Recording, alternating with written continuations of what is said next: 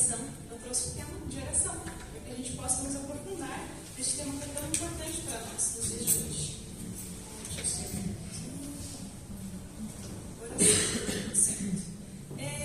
Deus fala conosco através de várias formas, seja por sinais, através de pessoas, pela Bíblia, né? Ou falando diretamente. E a gente vai ver alguns exemplos que nós temos na Bíblia sobre como Ele nos respondeu o nosso povo, né? Nosso remanescente lá atrás. Antes de mais nada, vamos fazer mais uma oração. Senhor Deus, muito obrigada por mais essa quarta-feira em sua presença. Que o Senhor venha nos encher com o seu Santo Espírito. Que o Senhor fale através de mim. E que todos aqui possam encontrar a paz que vier aqui. Amém. Nos abençoe agora que vamos abrir a sua palavra. Que o Senhor ilumine os nossos corações e nossas vidas. É isso que nós pedimos e agradecemos em nome de Jesus. Amém. Amém. Bom, e também tem através de sonhos. Deus fala através de sonhos, pessoas, diretamente e por sinais. Nós vamos abrir agora em Êxodo 34.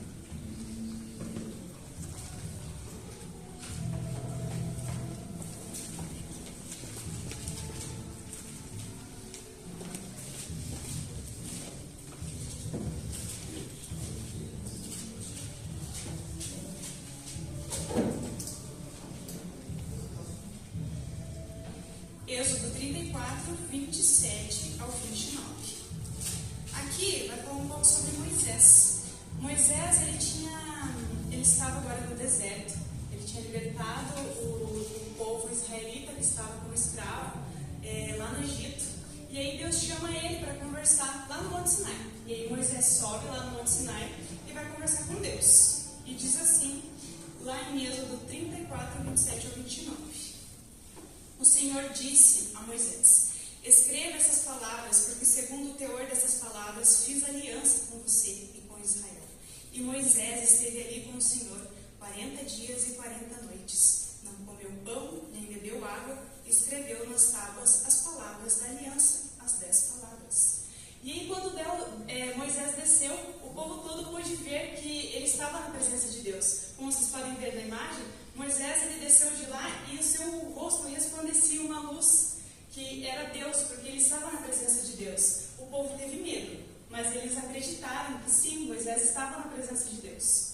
Nós temos um outro exemplo, quando Deus fala diretamente, que fica lá em 1 Samuel 3, 10. Ali o texto houve um equívoco, tá, gente? É 3, 10.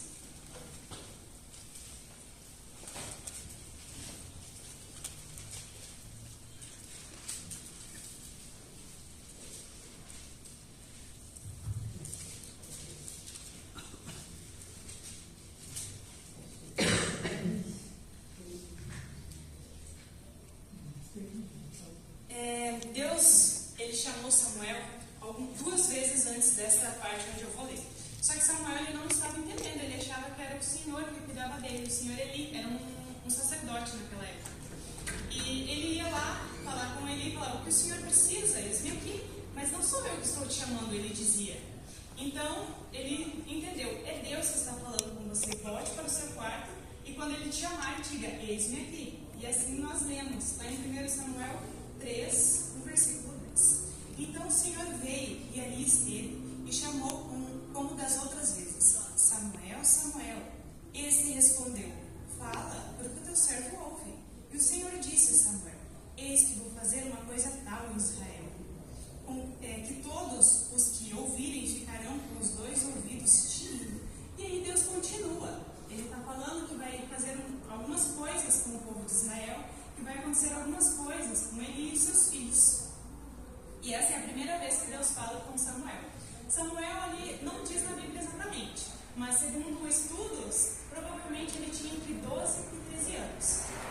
Vamos para o nosso próximo exemplo. Está em Atos 9, 1 a 5.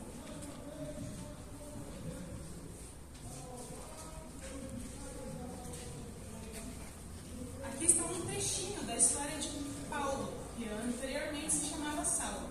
Paulo, ele tinha um coração bom, porém ele, naquela época, os judeus não acreditavam que Jesus, ele tinha vindo e era o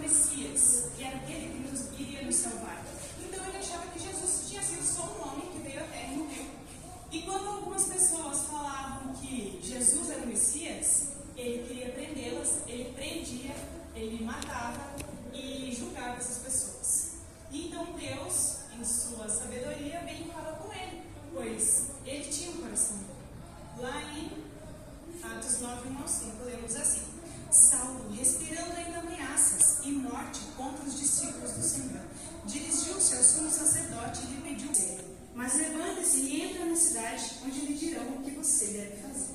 E aí então Saulo tem o seu primeiro contato com Jesus. Jesus, ele fala diretamente, aparece para Saulo. E esse é um dos exemplos onde Deus fala diretamente. Agora nós vamos para uma outra vertente, que seria Deus fala através de sinais. E esses sinais nós vamos começar com o Gideão. Gideão, ele foi chamado por Deus para libertar o povo israelita novamente de um povo que estava oprimindo eles. Eles eram os midianitas. E aí Deus chamou Gideão, só que Gideão ele estava um pouco com medo. Ele tinha medo de talvez ser morto ou não aceitarem o que ele falava. E ele pediu um sinal para Deus, que está lá em Juízes.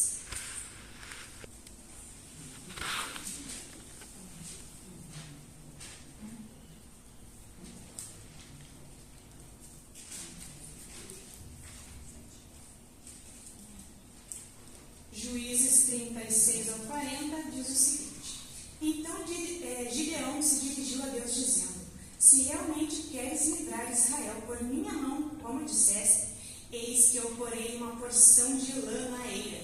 Se o orvalho estiver somente nela, e a terra ao redor estiver seca, então saberei que irás livrar Israel por meio de mim, como disseste.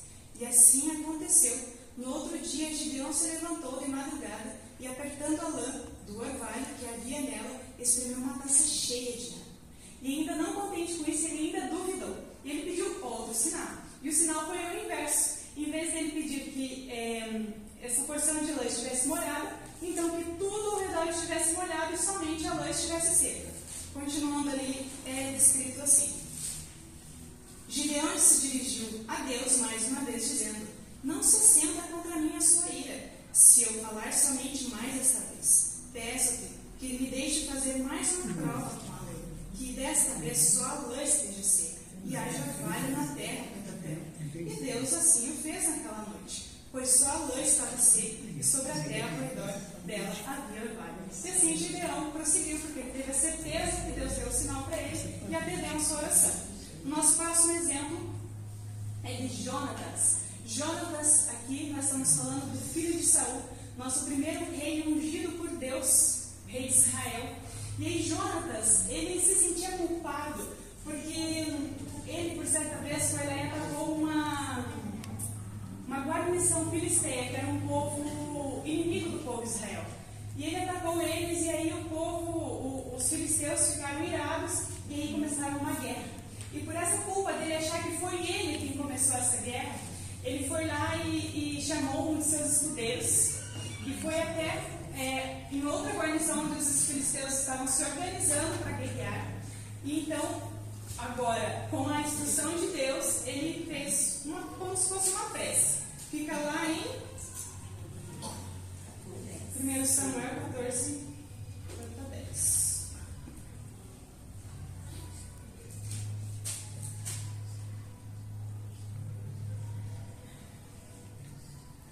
Então vamos atravessar na direção daqueles homens e deixar que eles nos vejam.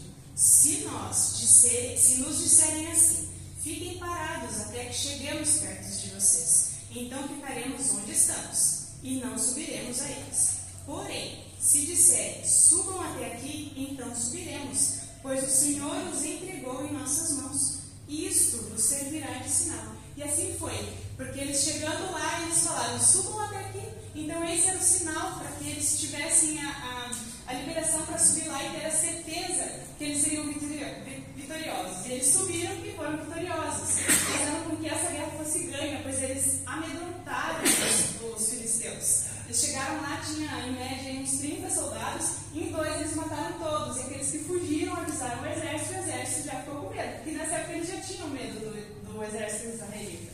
Porque já tinham acontecido várias guerras pelo qual Deus tinha ajudado, e eles viam o poder de Deus, mas mesmo assim eles continuavam no medo. Nosso próximo exemplo é o de Elias. Elias, ele falava diretamente com Deus, mas neste momento em específico, ele pediu um sinal para Deus. E nós vamos conferir esse sinal, lá em 1 Reis 18.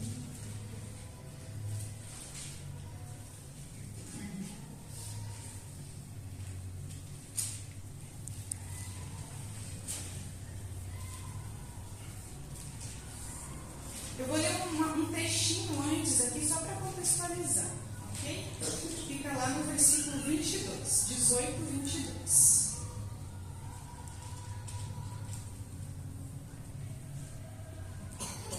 Até quando vocês ficarão pulando de um lado para o outro, se o Senhor é Deus? Siga-nos. Se é Baal, siga-nos.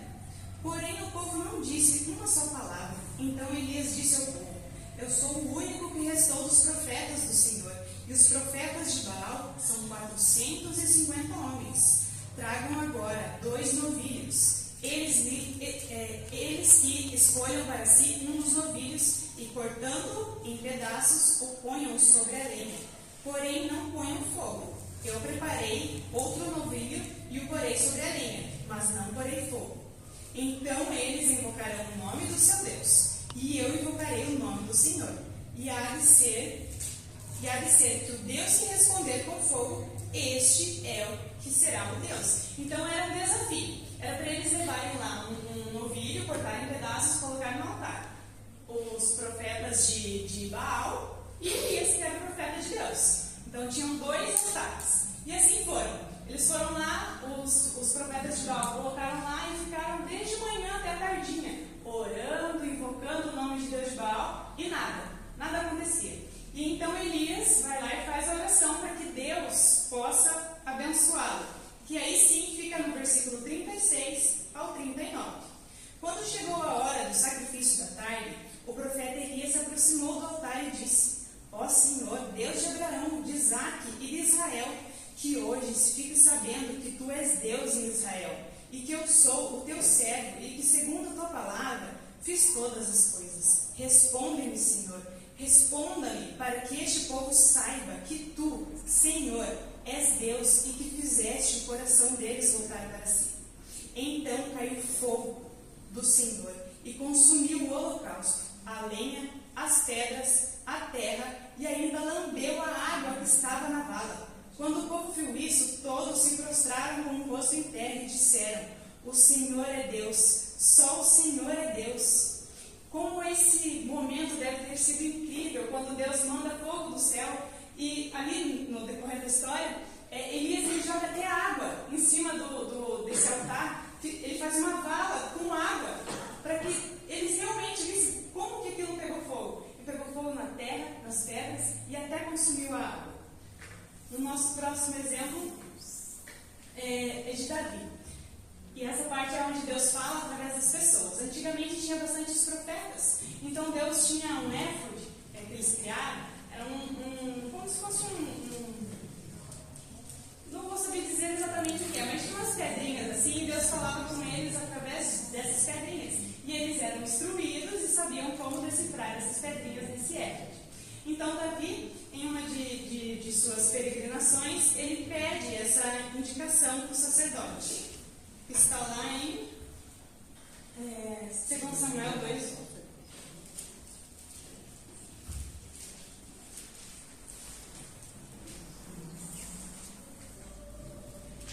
Lemos assim: depois disso, Davi consultou o Senhor, dizendo: devo ir a alguma das cidades de José?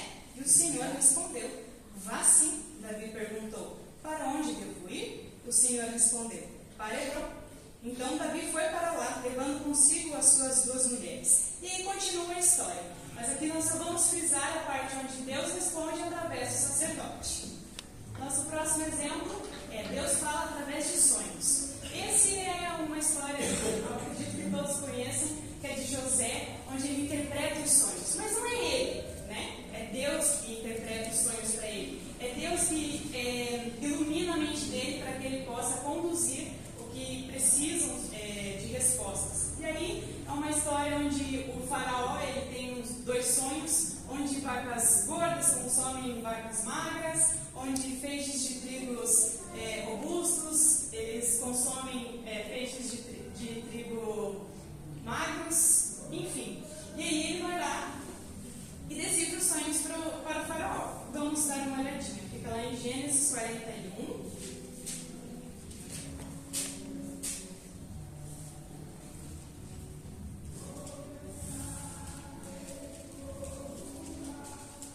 Vemos assim: 41:14.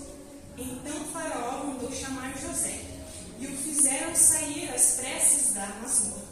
Ele se barbeou, mudou de roupa e foi apresentar-se a Faraó. Este lhe disse: tive um sonho, e não há quem o interprete. Porém, ouvi falar a respeito de você, e quando ouve um sonho, é capaz de interpretá-lo. José respondeu: isso não está em mim, mas Deus dará resposta favorável ao Faraó. Então o Faraó disse a José, e aí ele escreve o sonho. Então vamos seguir lá para o versículo 25. Então José respondeu: o sonho de Faraó é apenas um. Deus revelou a Faraó o que há de fazer, o que ele vai fazer.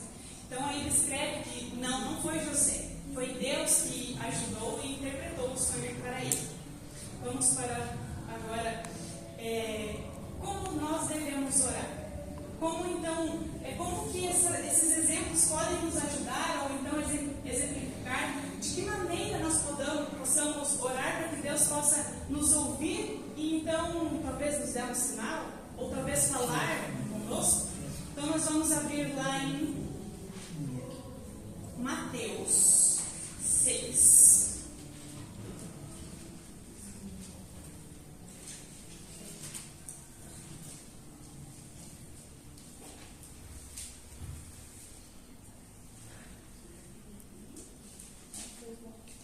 Mateus 6, 5 ao 8.